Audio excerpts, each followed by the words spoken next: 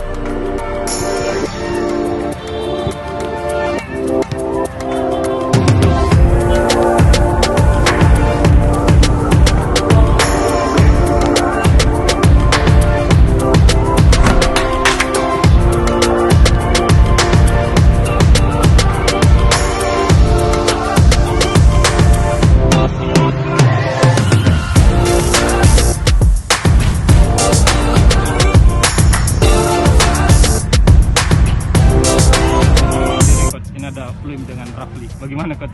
Ya itulah kita memadukan karena ya jadi artinya saya dengan banyak pilihan.